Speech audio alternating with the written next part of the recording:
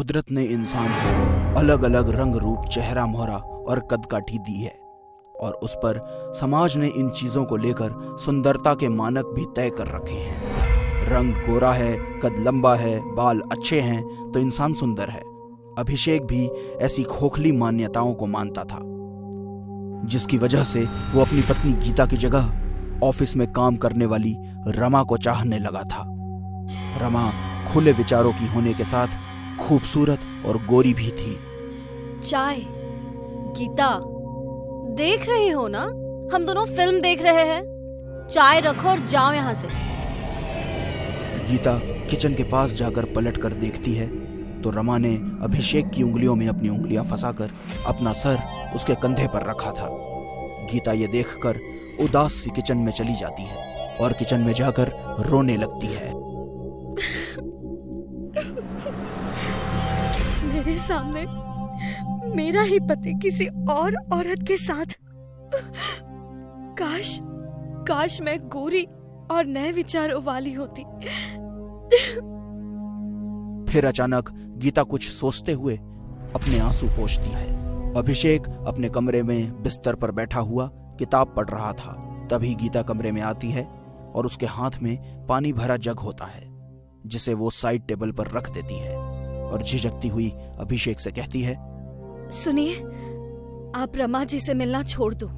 जो लड़की शादीशुदा मर्द के साथ उसकी पत्नी के सामने हाथ में हाथ डालकर बैठे, वो लड़की सही नहीं होती। अभिषेक ये सब सुनते ही गुस्से में आ जाता है। ये सब क्या बकवास कर रही हो तुम? नहीं, आप गुस्सा मत कीजिए। मेरे कहने का मतलब ये है कि अगर आपको रमा जैसी लड़की पसंद है तो मैं बनकर दिखाऊंगी आपको वैसे ही कपड़े पहनूंगी। अरे पहले शक्ल तो सुधार लो अपनी, तब करना रमा की बराबरी। एक तो काली, ऊपर से चश्मा। पापा ने जबरदस्ती नहीं की होती ना तो मैं तुमसे कभी शादी नहीं करता। अभिषेक गुस्से में कहता हुआ लाइट बंद करता है और मुंह फेर कर सो जाता है।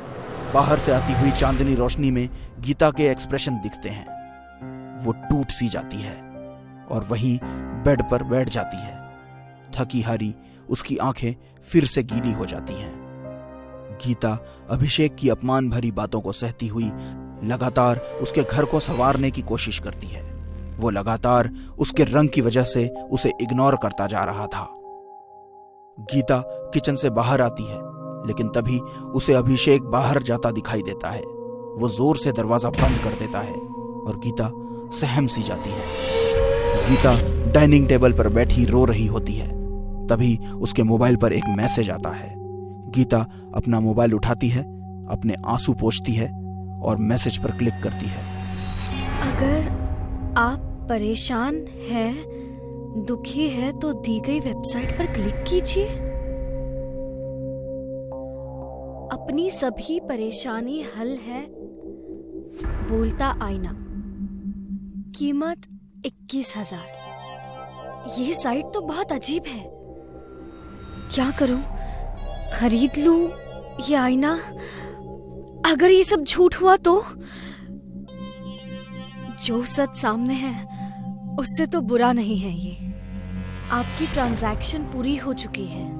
अपने दुखों से दूर होने की पहली सीढ़ी आप चढ़ चुकी हैं। बधाई। गीता जिस दुख को जी रही थी उसे दूर करने आ रहा था बोलता आईना। एक ऐसा आईना जो खून मांगता है। लगता है किसी ने मजाक किया है। बोलता आईना ये मंगवाया था। ये तो पूरा काला है, इसमें तो कुछ भी नहीं दिख रहा। मुझे काला देखकर परेशान मत होना और बोलता देख घबराना मत। मैं तुम्हारी हर परेशानी दूर कर दूंगा। तुम मुझे बस अपना खून पिला दो। आईने की मांग को सुनकर गीता सोच में पड़ गई, लेकिन मजबूर गीता तो अपनी मुश्किलों का हल खोजने निकली थी। रुकती कैसे? बोल, तुझे क्या चाहिए? अगर सच में तुम कुछ कर सकते हो तो मुझे सुंदर बना दो। जैसा तुम कहो, लेकिन हर रोज थोड़ा थोड़ा गोरा करूंगा। गोरा होने के लिए गीता रोजाना आईने को अपना खून चढ़ाते हुए गोरी होती जा रही थी।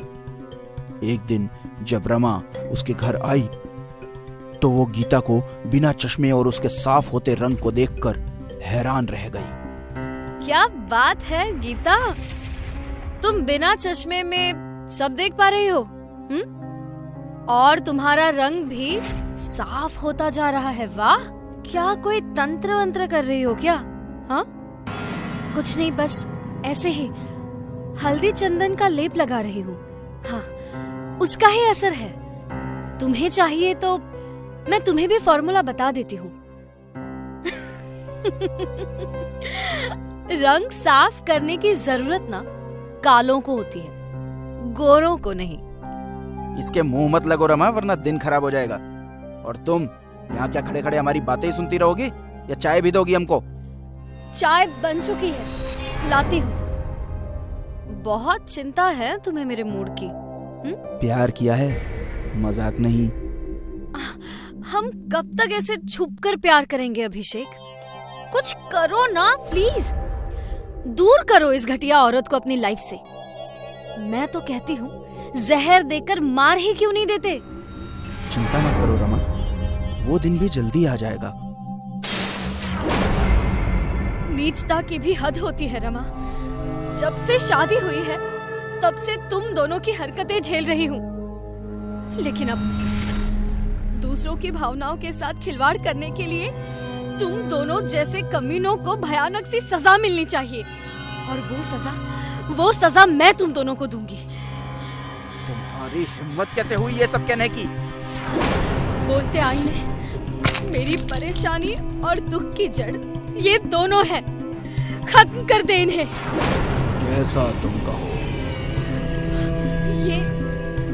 ये क्या हो रहा है अभिषेक? ये कुछ तो गड़बड़ है। भागो यहाँ से। नहीं, छोड़ दो मुझे, छोड़ो।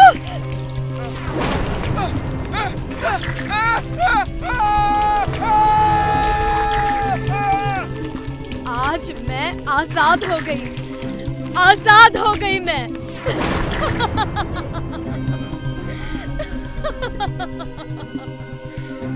इस कहानी से हमें ये शिक्षा मिलती है बच्चों कि कभी किसी को इतना भी परेशान नहीं करना चाहिए कि वो हद पार करके आपको जान से ही मार दे।